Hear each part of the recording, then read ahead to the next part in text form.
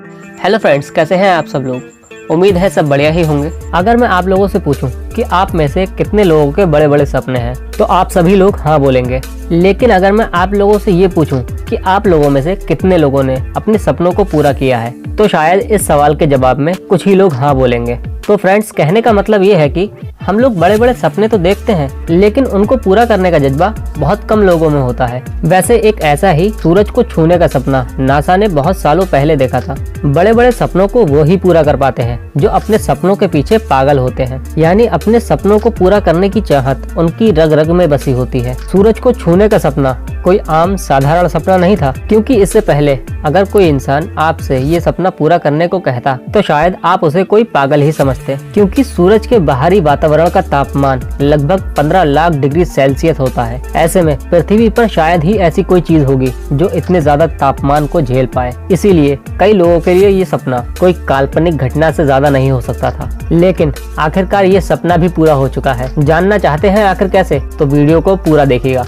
तो video start करने से पहले ये रेड वाला सब्सक्राइब बटन दबा दीजिए और ये घंटा भी दबा दीजिए ताकि आप हमारा अगला एपिसोड घंटा भी मिस ना कर पाए। इतिहास में पहली बार किसी मानव निर्मित प्रोब ने सूर्य के कोरोना को स्पर्श किया है। सूर्य के वातावरण में पहुंचकर इस प्रोब ने इतिहास ही रच डाला। बता दूं कि इस मिशन को पूरा करने के लिए नासा का ये पार्कर प्रोब सूरज के पास से होकर 7 बार पहले भी गुजर चुका है। 2018 में लॉन्च हुए इस प्रोब ने वैज्ञानिकों को पहले भी सूरज के बारे में काफी जानकारी दी थी, लेकिन इस बार यानी कि इसके 8वें मिशन में ये खुद सूरज के अंदर घुस गया। 28 अप्रैल 2021 को इस प्रोब ने सूरज के बाहरी वातावरण को स्पर्श किया था, यानी कि टच किया था। खैर, इस मिशन के दौरान प्रोब ने 3 बार छोटे छोटे ट्रिप्स सूरज के वातावरण में किए थे। आपकी जानकारी के लिए बता दूं कि प्रत्येक ट्रिप लगभग 5 घंटे तक चली थी। वैज्ञानिकों के मुताबिक ये प्रोब सूरज के बहुत ही गर्म इलाकों में गया था, जहां तापमान लगभग 10 लाख डिग्री सेल्सियस तक था। बता दूं कि सूरज की सतह के तापमान से इन इलाकों का तापमान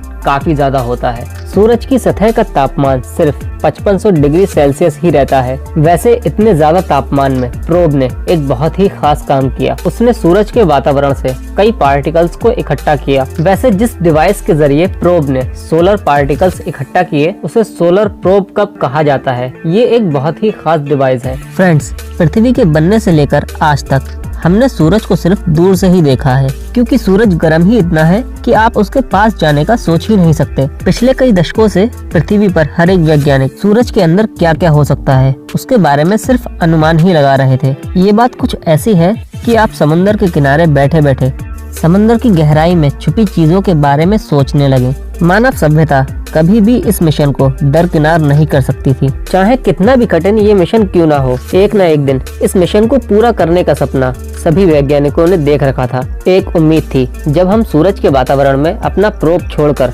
वहां मौजूद सभी चीजों के बारे में सही से जान पाएंगे।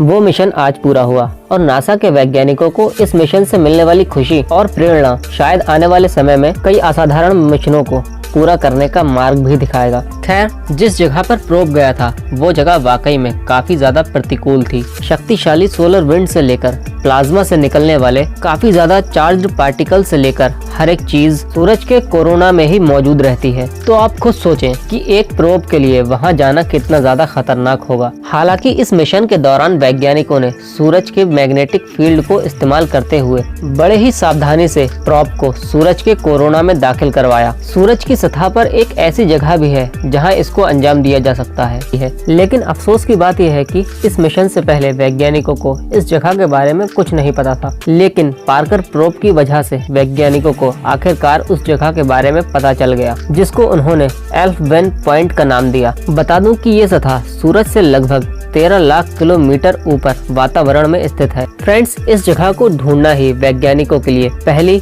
और सबसे बड़ी चुनौती थी। इसके अलावा मिशन के दौरान प्रोब को दूसरे यांत्रिक चुनौतियों से भी जूझना पड़ रहा था। सोलर विंड और सोलर फ्लेयर्स की वजह से प्रोब के अंदर लगा पावर ग्रिड काफी ज्यादा मुसीबत में था। पावर ग्रिड की इस दिक्कत की वजह से प्रोब का पृथ्वी से संपर्क सही तरीके से हो नहीं पा रहा था। सोलर रेडिएशन की वजह से भी प्रोब में लगा इलेक्ट्रिक डिवाइस सही तरीके से काम नहीं कर पा रहा था। फ्रेंड्स, इससे पृथ्वी पर बैठे वैज्ञानिक भी काफी ज्यादा टेंशन में थे, क्योंकि प्रोब को कोई नई कमांड देना तभी संभव हो पाता प्रोब का कम्युनिकेशन प्रणाली सही ढंग से काम करे। खैर, वैज्ञानिकों के हिसाब से इस मिशन के दौरान उन्हें बहुत सारी विचित्र चीजों के बारे में जानने को मिला, क्योंकि प्रोब जिस जगह जा रहा था उस जगह पर कभी कोई इंसान निर्मित यान या प्रोब नहीं गया था। इसीलिए मिशन से मिलने वाली जानकारियों से वैज्ञानिक सूरज के वातावरण और उसके सोलर विंड के बारे में विश्लेषण करना अभी से शुरू कर दिया है। अब लोगों के मन में ये चल रहा होगा कि आखिर ये प्रोब सूरज की इतनी ज्यादा गर्मी को कैसे झेल पाया। तो चलिए इस सवाल के उत्तर को भी हम थोड़ा देख लेते हैं। वैज्ञानिकों ने प्रोब की सुरक्षा के लिए एक हीट शील्ड का निर्माण किया था, लेकिन इतनी सुरक्षा प्रोब के लिए काफी नहीं थी। सोलर प्रोब कप को सही सलामत रखने के लिए उन्होंने इसे सफायर, टंगस्टन, मोलिब्डेनम और नियोबायम से बनाया था। बता दूं कि ये पदार्थ आसानी से पिघलते नहीं हैं और ये सूरज के तापमान को भी झेल सकते हैं। आज के लिए बस इतना ही। अगर आपको ये वीडियो पसंद आई है तो like, share, subscribe and comment जरूर करें।